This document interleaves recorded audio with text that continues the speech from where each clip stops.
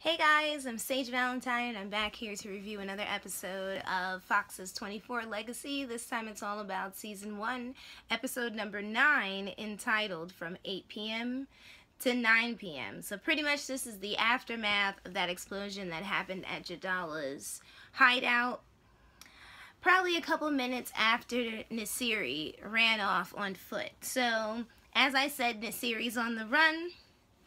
Jadala is headed to CTU to be interrogated. Now, Nassiri is nowhere to be found, but CTU is able to triangulate a call that was made to a person living in a specific place, but at this point, they don't know what the person's name is. Okay. So apparently, Nassiri was Ben Khalid's bodyguard, and he pretty much played Eric and the other Rangers, and Nassiri killed this special asset and his family. I think they said that he decapitated them. Anyway, Isaac's okay, so it's all good. Personally, I like all the characters. However, Isaac, honestly, he's shining through in this episode and in this series. And I saw people on Facebook talking about how this show should be about Isaac. I'm like, no, it should kind of be about like Isaac and Eric running around, kind of, sort of, because Eric's pretty awesome and Isaac's pretty badass as well. So Eric tells Isaac to look out for Nicole because he has some unfinished business to do involving Asim Nassir. So Isaac warns Eric about Nicole and tells him to call her. Because I think Isaac said something about, like, you know, you have some unfinished business here. Like, you need to talk to your wife. But Eric's like, no, I gotta go and save the world. And Isaac's like, that's not a good idea. You really should talk to Nicole. And I really did like that brother scene between Isaac and Eric. I like their little scenes together. I think it's really sweet. I think that Jack Bauer and his brother had a couple of, like, brotherly scenes, but they weren't as, I don't know, positive and loving, because Graham was kind of a little bit off, kind of, sort of. So yeah, Graham was always doing stuff. So anyway, Isaac asks Eric, does it have to be you? And then Isaac's like, you know what? I already know the answer to this question. Of course it does. Of course it has to be you to go and save the world. So Andy's a hero. He gets his clearance back. He gets a handshake from Keith Mullins, aka Zoom. And everybody welcomes him back. I'm happy about that. Now, this guard named Stephen Grant gets a phone call from his mistress named Jennifer. At least he thought it was his mistress, but it turned out to be Asim Nassir. And pretty much to sum it up, Nassir tied up Stephen's girlfriend in the basement, put this, like, bomb vest on her, and it had like a remote trigger, so pretty much if Stephen didn't do what Nassiri asked, then Jennifer and her house would go boom. So what Nassiri wanted Stephen to do was to free Jadala, who is currently in CTU under heavy watch. And somebody on, I think it was Twitter, was like, you know, this side piece gotta go, like, I'm not gonna mess up my job. There were so many funny tweets involving Stephen and Jennifer. Anyway, Nicole arrives to the site after the blast, and she arrives with Isaac's 2 men. Isaac tells her Eric is okay because she looks so frantic, but he informs her that Andre and Marcus died. Rest in peace to those two awesome soldiers. So he tells her that he and Eric took on the terrorists and that Eric had some business to take care of, which is why he's not there. Nicole's fed up. She's like, I want to go home. And Isaac offers to take her home, but then he remembers, you know what, I don't even know where you live. And there's like a smile exchange between the two of them, and I'm just like, something is about to happen in one of these episodes between these two. I mean it, because every so often, whenever they're in a scene, it's very lovey-dovey and it goes above and beyond. I wouldn't say brother sister, but like sister-in-law, brother-in-law, if you get where I'm going. So CTU learns that the house that was basically included in the triangulation of the phone call that Nassiri made, that house belongs to a woman named Jennifer Marshall, who's 34 years old. She has no link to Nassiri, and it could be possible that Nassiri was just making a phone call in the area.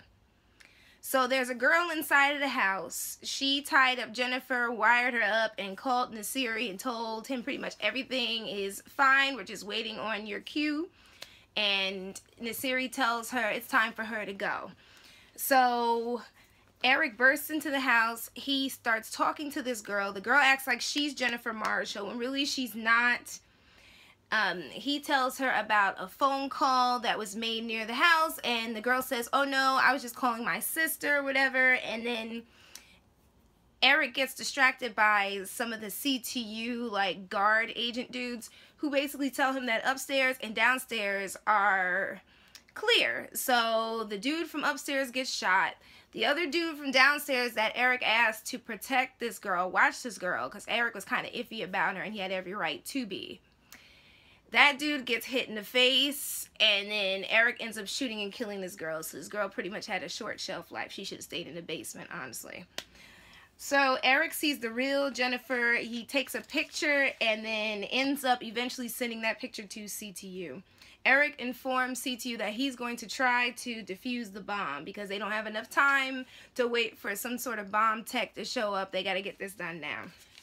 So it looks like it's over. That's what Rebecca tells John about this whole like terrorism thing involving Jadala, because since they have Jadala, they figure it's pretty much over. So John says he wants to suspend his campaign. He brings his dad home, and at first he ignores Rebecca's phone call. Rebecca feels bad. Tony is able to, you know, tell her that she shouldn't apologize for anything, and he hopes that everything works out between her and John. And I'm just like, Tony, you really like this girl. So this is like the second example of two people who aren't supposed to be together, but they seem to have chemistry, and there's something that passes between the two of them. So John is at home with his father, Henry, and Henry says he doesn't blame John for what Rebecca did, and Rebecca's the type of person that gets things done no matter what it takes. And Henry says this whole situation was his fault. He never meant to compromise John. He said he covered his tracks. You're the only one that I told about this whole situation, and I made it so clean that you can run for office. So that's pretty much all that John's father cares about at this point, is John running for office. That's about it. Not about the people dying. Not about anything blowing up or Jadala running around. Nope. It's just John Donovan becoming president. So John says it's over. And then his father's like yelling at him as he walks away, and he just keeps on going. So it is said in the same scene, but in a different room, I think Neela reveals this to John, that the chairman from the party that John's a part of, I'm trying to remember if he's a Democrat or a Republican or independent, he's one of those three. Anyway, that person can meet John after 11 o'clock, but John says, no, we're not going to do this at my house. We're going to go straight to his office. So Rebecca learns from Keith Mullins about Nassiri, and she's like surprised, like, this dude is still alive. Like, what is he doing here? And Keith Mullins, tells Rebecca to talk to Jadala. So John calls Rebecca, and he keeps asking himself if his father was always insane, or was John just oblivious of his father's insanity. Rebecca says no, he was just desperate. John says he doesn't want to lose Rebecca. I'm just sitting here like, there's so many feels in this episode. It's ridiculous. Oh my God. Thank goodness that John told Neela to take the follow car over to the campaign office, because Neela would have died just like the rest of the people did that came with John to CTU later in the episode. So we get back to Stephen Grant, and he is turning off the security cameras and some specific hallways. He's doing basically everything that Asim Nassir told him to do. Rebecca notices that Stephen is acting odd.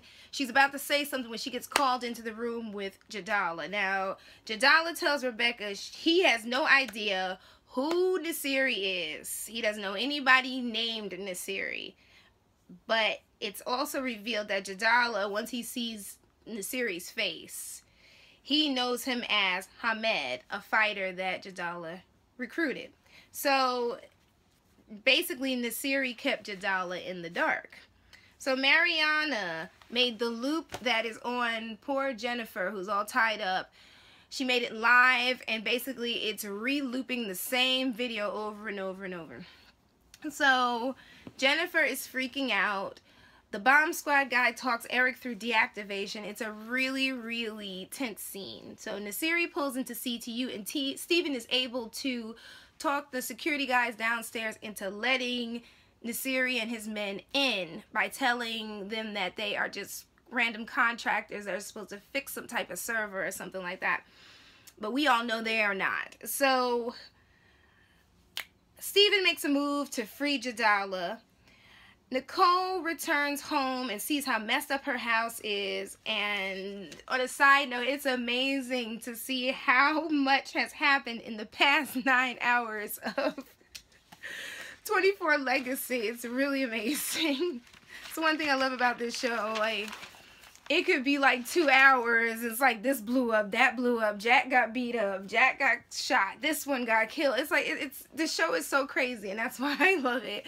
But anyway, back to the reviews. So Nicole is sad. She sees a letter that Rebecca sent to Eric, and it's basically offering him a job as an agent at CTU, and she feels betrayed because Eric said he wanted to start a family and all this other stuff. Isaac comforts her, and it seems like they're about to kiss.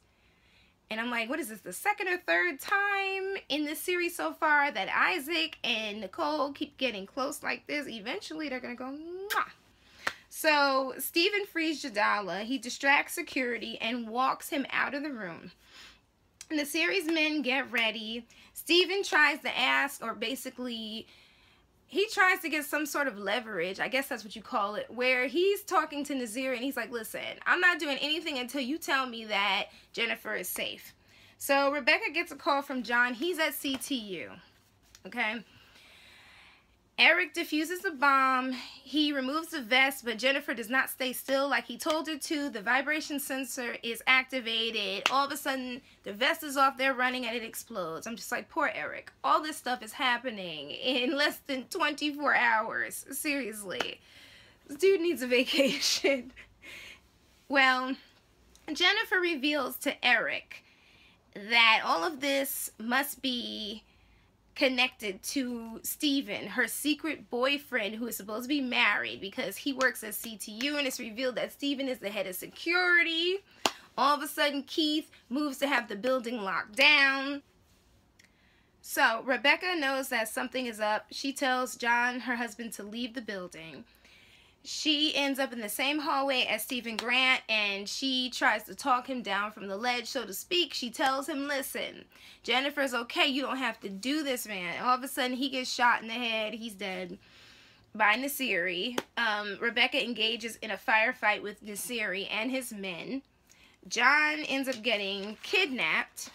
This bomb on what looks like a loading dock or something like that, it ends up getting blown up. People are thrown around. Apparently, everybody save for Locke, Keith Mullins, and Rebecca are all dead. There's no eye on Nassiri. They can't get any type of traffic cams. Nothing. Nothing can get a hold on where Nassiri is. So Jadala, while he is in the van with Nassiri, his men, and poor John Donovan, who's all taped up, Jadala asks Nassiri, why did you lie to me? And Nassiri's like, listen, you should be grateful that you're free now, because we currently have a prize. And the camera kind of pans down to John Donovan. So a bunch of policemen end up getting shot because when they make it to this checkpoint, everything seems to be going like smooth sailing. No one suspects them. And all of a sudden, John takes his feet and he kind of hits it against the side of the van. The cops come over and all of a sudden they all get shot. And it kind of looks like they're all dead, but maybe one or two survived. And then there's also the issue of the people in the cars, because we didn't see anybody in the cars unless, of course, those people got out and ran the hell out of Dodge. But either way, Mariana finds out that a vehicle, which is obviously Nassiri's vehicle, broke through a checkpoint. Rebecca ends up taking over CTU, and she is heading this investigation, or this find Asim Nassir operation here. Everything is delayed which means like the checkpoints won't go up for 10 to 15 minutes, and that gives Nassir and his men enough time to make it pretty far. And Eric is hearing all of this, and it's pretty much self-explanatory. We already know that Eric is going to end up having to chase after Nassir and his men. So thank you guys so much for tuning in to this impromptu recap / review. You all take care, and I will be doing my Walking Dead review this week. So I love you all. Bye, guys. Bye.